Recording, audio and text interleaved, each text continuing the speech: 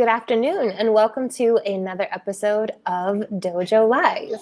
My name is Kim Lantis, stepping in for the usual host, Tulio Siragusa, who finds himself flying across the continental USA in this very moment. But today is Wednesday, June 9th, and we're excited to be talking to Rich Khan, CEO of Anura, and he'll be telling us all about ad fraud. So first of all, thank you for being here today, Rich. Thanks for having me. It's our pleasure. And of course, I've got my, per the usual, co-host, Carlos Ponce, broadcasting out of Cuernavaca. And Mario Navarro out of Chihuahua. She's with us on occasion. Good to see you again, Mario. Hi, Kim. Hi. So, Rich, let's go ahead and get started today. And the first thing we want to know is about you. Who is Rich Khan outside of CEO of Anura?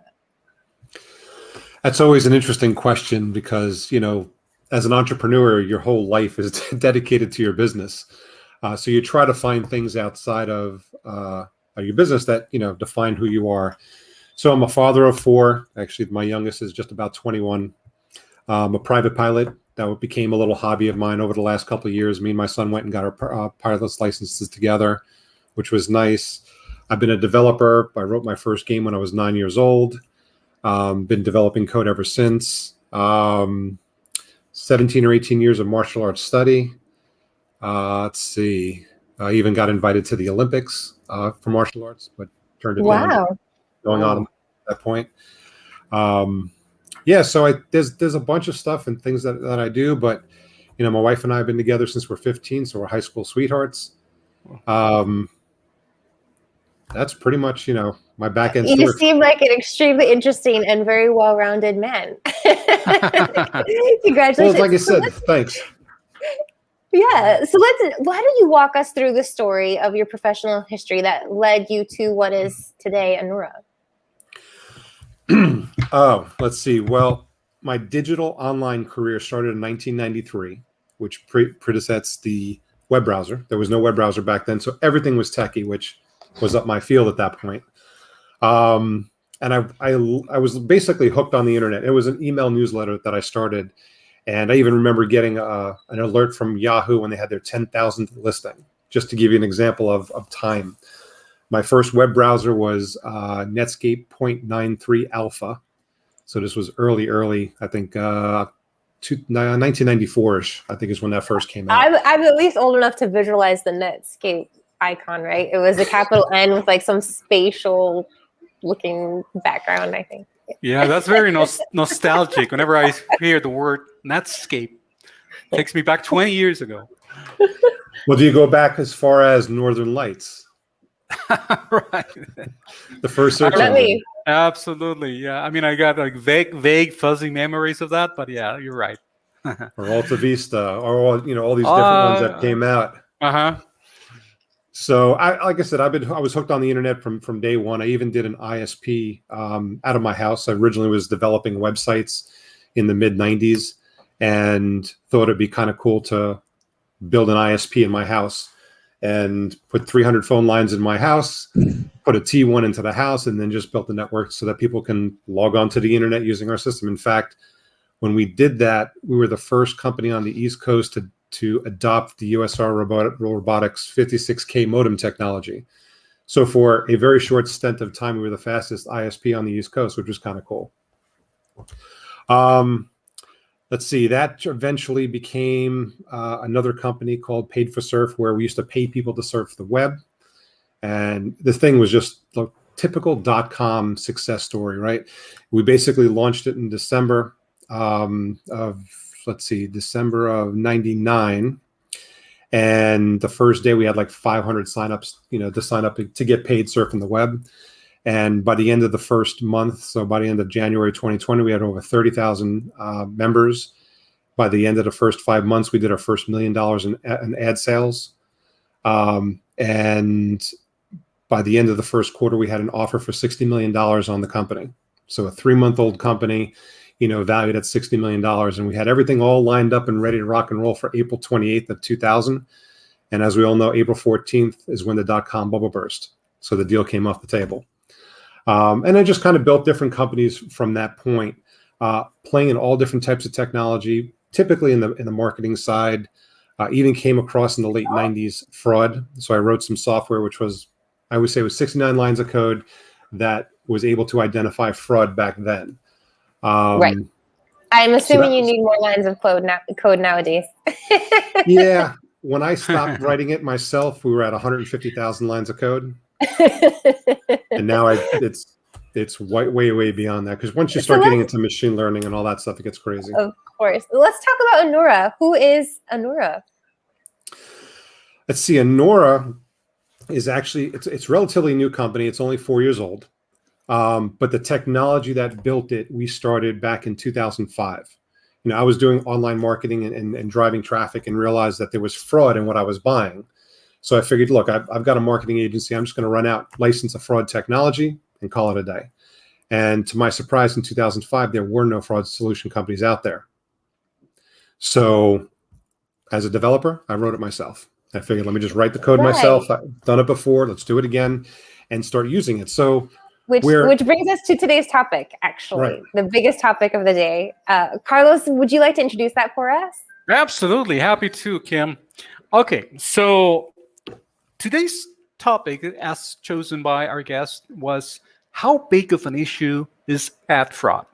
So we're going to be discussing whether it's a matter of if ad fraud is affecting you, but it's a matter of how much it is affecting you. So first question that I have for you, Rich, our guest, is why did you choose this particular topic, or why did you feel it was relevant for today's day and age? Let's start with that, please. Sure. The reason why I chose that is a lot of people that I talk to don't realize that ad fraud is a problem. Mm-hmm. I'll talk to people that do lead generation or e-commerce, and they'll say, hey, as long as I get somebody to fill out the form and submit, I know it's not a bot. I know it's real. And yet I'll ask them the same question. Have you ever called a lead and the person on the other end of the phone swears up and down they never filled out your form? They say, oh, yeah, it happens all the time. I go, that's fraud. And then I start walking them through the process, and they don't realize that it's eating up a huge chunk of their budget. And a lot of people, they think at this point, there's a lot of companies out in the marketplace, by now fraud must have been solved, and yet it's growing exponentially right now. Just to give you a quick history on the growth of fraud, back in, let's call it mid 2012 to about 2016, it was about $6 or $7 billion a year in stolen advertiser funds. So that's a big number. Mm-hmm. But what ended up happening in 2018, it jumped up to almost 20 billion. By 2019, it was over 40 billion. And it's expected to be over 100 billion within the next 2 years. Oh. And people don't realize how fast that is and how much that's growing. And then those numbers that I'm quoting you I've got from a couple different locations that I feel are very conservative. Mm-hmm. Wow. So going back, what is the definition of ad fraud? I'm still kind of confused. Whoever is being fraudulent, what do they benefit from submitting a fraudulent form with false contact information? What's the point? Obviously it harms me. I'm calling a lead that isn't a lead, and now I'm wasting my time, potentially damaging my brand, whatever else that might imply. But what's in it for those who are actually doing the fraud? Money. It's usually about money. Yeah. So watch this, right? Let's say somebody fills out a form that's on your site. We're just going to stick with lead generation right now, just because a lot of companies out in the marketplace drive traffic to their site from a variety of channels to ultimately generate a lead that they can call and hopefully do business with. So let's just look at it from that aspect. Some companies will actually go out and buy traffic and pay people to fill out that form. That's kind of obvious, right? So if you fill out more forms, you make more money. It's pretty obvious. But then you can go to the very top of the channel, right? And let's say they're buying traffic from programmatic and they're generating impressions. Well, whether you're using programmatic technology or a good marketing person, if you generate so many impressions from a given source and there's no clicks, you realize there's no performance, so you shut it down, right? So they're smart enough, fraudsters are smart enough to know, okay, I've got to generate fake clicks on my impressions in order to still make money on my impressions. Now, let's keep going down the chain. You generate so many clicks to somebody's website and they don't generate a lead form, Again, we're sticking with that example. The marketing person is going to realize, okay, this is not a source that performs. Let's shut it down. And they're smart enough to know that. So they know that if they generate so many impressions, they have to generate so many false clicks, and then ultimately have to generate so many false impressions in order to keep getting paid on the impression side. So typically, I mean, there are other situations where fraud comes in place that do not involve making money, like competitive fraud and stuff like that. But at the end of the day, it's all about money. Definitely. Yeah. I actually have a question. I'm sorry, Carlos. No, please go ahead. Then Mariel, then I'll jump in. Thank you. Okay. Well, when we hear the topic art fraud, we're just thinking in a general way, like I'm paying for something and I'm not receiving that. What are the types of art frauds that we can find, or that people is being tricked into buying? So at the end of the day, there's a couple things I can answer with that. So when you look at ad fraud in our view comes from one of three vehicles. It's either bots, malware, or human fraud, right? There's a lot of subsets underneath those, but just to keep the topic general, those are the three areas that fraud can happen. And when you look at it from channel, so let's say if it's tier 1 search and social, they tend to be a little bit, because they control their audience a little bit better, they tend to be on the lower end of fraud. And just to give you an example, average across the board, we find about 25% of all marketing is fraudulent. So if you look at tier 1 and tier 1 search and social, you tend to be on the lower side of that, 5 to 10% fraud. If you're buying through affiliates or programmatic, you're going to be on the upper end of that, somewhere between 40 and 50% fraud. And one of the things that you're going to see is a lot of people spend a lot of money on programmatic buys, right? Buying ads all over the place, retargeting, all that kind of stuff. And pretty much every DSP that's in the market that you buy from is going to tell you, hey, we use a great, fraud solution, so you don't have to worry about fraud. It's been eliminated. We're catching 2 to 3% fraud. It's all handled. What they don't tell you is that what they're using is a pre-bid filter. And a pre-bid filter is only designed to catch the basic types of fraud. It's called GIBT, general invalid traffic. It's only designed for that. And fraudsters know this. So they do use more sophisticated attacks to come down the pipe and eventually attack your campaign to where they're hitting somewhere between 40 and 50% of your budget's chewed up by sophisticated fraud. Crazy. Rich, I got a question. I'm trying to envision two possible scenarios, and I'm talking about, for example, two different types of campaigns at two different types of companies. For example, one, you have a company that's implementing an outreach campaign, an inbound campaign, where they're maybe offering a fintech product for the general public. And they might, through the campaign, there's some pre-qualification criteria. And so that's like how the channel works, right? But then on the other side is maybe a service company that's not really offering a product, that's putting out an outbound campaign to where they might have, let's say, a chat bot or a robot, where they're basically looking to interact with people. Okay, so we have two different scenarios where in both cases there's some interaction with the public, but the objectives are different, right? Mm-hmm. So how in these two possible scenarios, is there some kind of let's call it a type of technology that can help both cases, both scenarios, to prevent maybe misrepresentation, or I'm just trying to think of possible situations that I've personally seen. Like, I wonder, why do people do this? I mean, why do they try to find workarounds? Maybe they were not qualified in one situation, but they are looking for ways to work around the situation and then find another possibility to be considered. I don't know. I'm just thinking from the top of my head. How is this possible? How can we help these companies prevent these types of situations? It comes down to, like I said, each situation I would have a lot of questions to try to understand where the fraud's coming from, right? And sometimes, like I said, for us, we've been doing this for the last 16 years, so we can definitely positively identify fraud with a greater than 99.999% accuracy. However, understanding why the fraud is happening in every scenario, that's sometimes a lot more difficult, because you really got to understand the buyer's journey through the entire system. And I'll give you on that first example, I'll give you an example. We're working with one of the larger companies around that does music, and they give away free music for 30 days. You can sign up for an account, get free music for 30 days, and then move over to a paid client, right? So they're running into an issue where people are basically fabricating accounts using scraper bots, a type of advanced bot, to come in and create these user accounts so that they never have to worry about paying for music. So there's a scenario there where, granted, they're driving a lot of traffic. They want to eliminate that. And there's a big chunk, there's a huge percentage of the traffic that's creating accounts, creating those issues. So that's an issue of itself, right? You look at the other side where you're talking about a SaaS-based solution, maybe with a chatbot or something like that.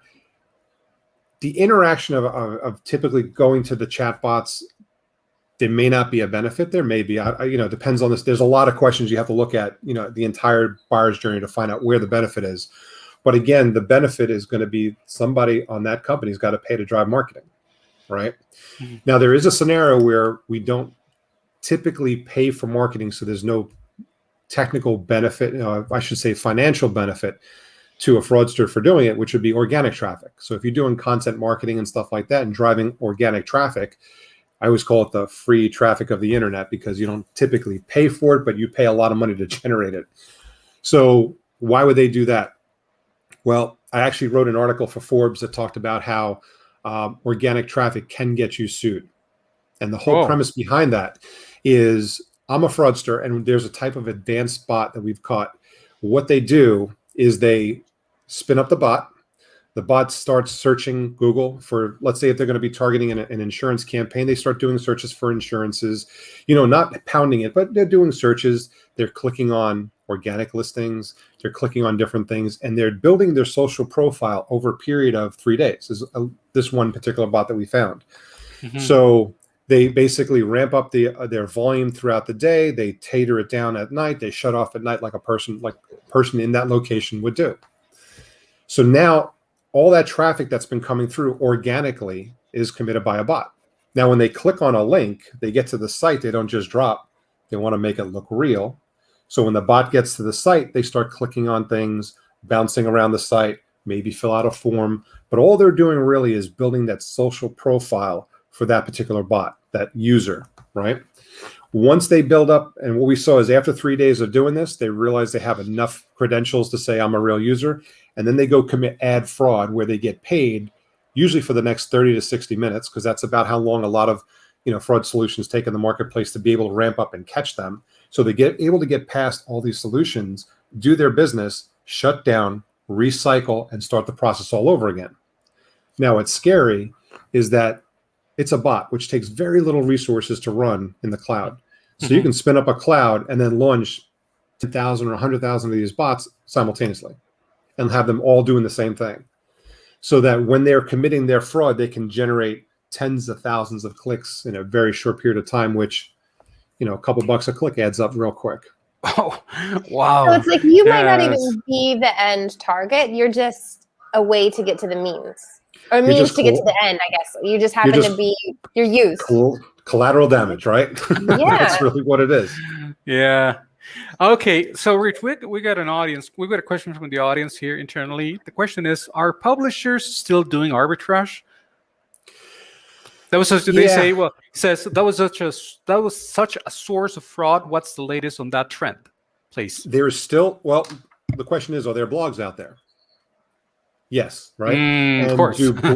So they're considered a publisher, and do blogs, subsidize their stuff by putting ads on the page? Yes. So of course that model still exists, but what they're referring to, a little ways ago, was there were people that would spin up sites that were brand spanking new and have more traffic than Google's homepage inside of hours, and that's obviously all fabricated. It's not real traffic. So people used to use the Alexa rankings for that kind of stuff. But what's interesting is that model still exists today, and through, because publishers do it. But again, the more premium publishers, right, aren't doing that. They're not trying to defraud their audience. They're trying to do things right and make a living and do things proper. But there are some people that build up a site, they publish their content, and then they want to augment some of their traffic. So they go out and they start buying traffic from different locations, and there can come fraud from that, unbeknownst to them. They're not doing it on purpose, but somewhere in the sources that they're buying could potentially have fraud, and that could create an issue. Yeah, it's really freaky because it's one of those things like in life, con artists, fraudsters, if that's what we're calling them, how they're so in tune to human nature. They're pin it down. Like, this is how a human reacts and this is what I have to mimic. It's scary. But going to this human nature, let's talk about the tech side. How can we use tech, right? We tapped into the humanity. Now let's tap into the tech. I think you threw out a number of most fraud detection takes anywhere between 30 to 60 minutes to shut down. My assumption change that in a second. Aurora, okay, my assumption is that Aurora is faster than that. Am I right? Well, yes, and there's a reason behind it. So essentially, most fraud solutions, again, when we caught this bot, this was probably about 5-6 years ago. When we caught this bot, most fraud solutions at that time, once they saw a new trend of fraud, would take a period of time. And some of the more faster ones would take 30 to 60 minutes to catch the new fraud and roll out some update to prevent that. Our system is designed to be significantly faster. We can typically pick it up the instant it happens. Just because we've been monitoring trillions of visitors over the last 16 years, we've seen pretty much everything that's out there. And then, of course, the new stuff as it rolls out, we're able to pick up very, very quickly. But again, most fraud companies, like I said, there's only a handful of us that are out there that actually do stuff in what's called real time. So in other words, somebody comes from a given source. It could be from a publisher. It could be from Google Paid. It could be anywhere programmatic. It comes to your site. And literally within 1 second, we can tell you if that person is real or fake with extreme accuracy. And that is really the key, is understanding that person that just landed on your site is fraudulent. Now you have an opportunity to make some decision logic in your code to deal with a fraudulent user in real time right then and there, so that they don't fill out a form, they don't process a credit card. You can stop them right then and there. Rich, I have a question talking about, going into the tech topic. Do you think the advancement of technology, for example, artificial intelligence, it's just growing each day. A lot of companies are including AI into their business, their software. Do you think this is going to be something that is going to help companies avoid fraud, or maybe on the other side is something that is going to help fraudsters to keep on going? It's a catch-22, right? Both sides, the good guys and the bad guys, both have access to the same tools. So it's like anything else. One guy starts using AI, the other guy's got to start using AI, and there's using things back and forth. But the one thing we always talk about is AI is only as good as the person who wrote the code. So it just like growing up, you're only as good as what you've been taught. And the same thing with AI. AI is a child that needs to be taught. And if you teach it, the wrong way to find fraud, it's not going to be accurate. So again, it's only as good as the person behind it. We can take technology to help us identify fraud much faster, as you laid out, almost in real time. Going back to the human side now, I have a question from the audience, which is there a easy litmus test, I guess, a regular old test for a human marketer to perhaps be able to identify if traffic is not real or not? Like, are there any key markers or trends that we should maybe look out for?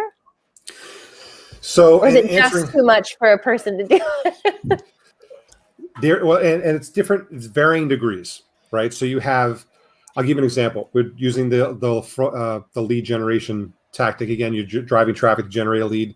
So there's a simple thing called a honeypot that some people will tend to use to try to get the obvious fraud off their network. So in other words, basically somebody comes to a form, and let's say you're not asking somebody for your phone number, but you put a hidden input field into your form saying phone number. So you're anticipating the phone number to be entered. Well, a bot coming along doesn't know any different because it doesn't see the page, it sees the actual code, realizes you're looking for a phone number and pre-populates with a phone number, hits submit. If you get a form submitted to you that contains a phone number, that wasn't on the form that the person can see from a human standpoint, you know you got something that shouldn't have happened. That'll catch some of your basic bots, right? Some basic bots and malware. But really, in this day and age, to catch the more advanced bots, human fraud, because human fraud is gonna when a human fraud person comes to your site and sees a form, they're only going to fill out what they see. A lot of people use technology to record what's happening on that screen, and it's going to be a real person. So that's why fraudsters are deploying more and more human fraud farms, because it's cheaper and it gets past bot and malware detection. So is there any easy test? If it was easy, I wouldn't be in business with this product. Like I said, I've dedicated the last 16 years of my life building it. So there's in order to solve the problem, there's really no simple way to do it. It just takes time. And I'll give you an example. The way we do things is when somebody lands on your website, we're collecting somewhere near 800 data points on that user's environment. We know how all those data points are supposed to look, how they're supposed to interact with each other, how they play a role in your environment. And from that information, we can read what we've done over the years is the digital footprint of fraud. So is there an easy way to do that? No. If it was easy, there would be an article published somewhere that somebody can just, hey, take this piece of code, put it here and deploy it. But like I said, basic bots, yeah, honeypot still works. I can't tell you how many people come to us and they're looking to advance from the basic side because they're a new startup. They don't have the money to invest in a fraud solution, so they'll start with the basic tests. So if you have you have a hidden input field, it's very inexpensive to put in. And if it does catch anything, you definitely know it's fraud. So there's a basic way. Now you do have some other tools out there that are free for up to certain usage. But there's some caveats with it, like CAPTCHA. CAPTCHA is a tool that AI has proven to beat. CAPTCHA also puts these funky puzzles in front of you that 30% of the time humans fail. They don't stop. I'm like, damn it, I missed that third motorcycle. But yeah, so you missed that on it, right? So there's a problem. And they also determined that putting a CAPTCHA in front of a user basically slows down your process and actually reduces conversions by 40% because people get frustrated with them and just go to someplace else to deal with it. Yeah. So unfortunately, there is, fortunately for companies like us, but unfortunately for people like your audience, there's no simple way to solve it other than taking advantage of an advanced fraud solution that's performance focused. What's the tipping point? When can I say I need to take an advanced fraud solution? Like, is anybody in every business, or is there like, you're ready now? It's worth it. It comes down. Okay, look at it. There's a couple different ways to answer that, right? So depending on the situation you're in, if you're an e-commerce person and you're starting to see your chargebacks start to climb and you're getting close to the endangered zone, because you have too much fraud that you're going to lose your merchant account, now's the time to get that started, because you don't want to lose your merchant account as an e-commerce platform, because that'll kill your business. If you're calling leads that are being filled out by human fraud farms, every time you call somebody who didn't fill out the form and they say, no, I never filled out your form, you just broke TCPA compliance. So now you don't want to wait for a lawsuit to happen, but inevitably, if you make enough phone calls, that's possible.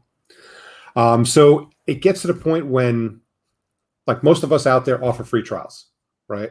So take advantage of a free trial, get the pricing, and see where the pricing makes sense from a financial standpoint. But if you're going to be spending any type of money marketing, you want to go out there protected, just because the fraud is so bad out there.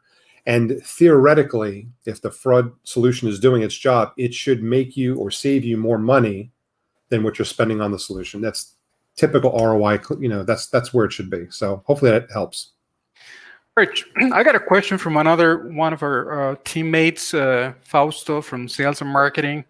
And the question is there like an easy test for a regular marketer to find out if traffic is not real? I asked that question. You did. I'm sorry, Kim. I lost. The answer is no. That's where we got on the whole honeypot trail. I see. No, I see. You know what? Kim, I apologize. The question that I read internally was delayed on my end when I read it, so I thought that it wasn't. But yeah, I was like, yeah, wait a minute. You're the one with the steam-powered internet now. I got steam-powered internet. I apologize. No, never mind. Anyway, well, this is what makes DojoLIVE a human thing. There's always room for error, and And I would like to, Rich, just mention that we're approaching the final segment of today's conversation, and I wouldn't want to wrap it up without asking you, now moving just a little bit away from the topic itself and now focusing more on Anura as a company. And this is because we might have viewers out there who might be, I don't know, engineers, developers, or what have you, that might be looking at Anura as an interesting company to work for. So were that the case, what would you say that makes Anura a great company to work for? What is the company culture like? What do you look for in your team members? We look for people to be themselves. It's part of our core values is probably the best way to describe it. For, basically authentic. Be yourself. I don't care. It doesn't matter who you are. We don't want fakeness within the company, right? We have enough fraudsters that we deal with. We don't need anybody being fake inside the company. So be who you are, and and hopefully that fits in with the group that we have here, because we're kind of the typical .comers from early days of just having fun, focusing on work, getting things done. Part of our culture here is never being satisfied. We'll just finish up we just rolled out actually a new dashboard view today. And we looked at it and said, wow, this is great, but we could do all these other cool kind of things. Like it's never done. Nothing here is ever finished. It's always fine tuning, tweaking, we work together as a team again, in our core values is all about being united, working together as a team. We need team players. We don't want individual, people who want to do everything by themselves. We want to be able to rely on every member here in the company. And then finally, it's about having a lot of fun. We'd like to focus on enjoying what we do every day. Let's face it, we're in the office. We've been in the office since June. I'm not a big fan of working from home. When I first started our first group of companies, we got an office just for us to work for. So we had our work life separate from our home life, because when those two mix together, especially with 4 kids and a couple businesses, it's too much. You want to be able to separate things, and that's how we do it.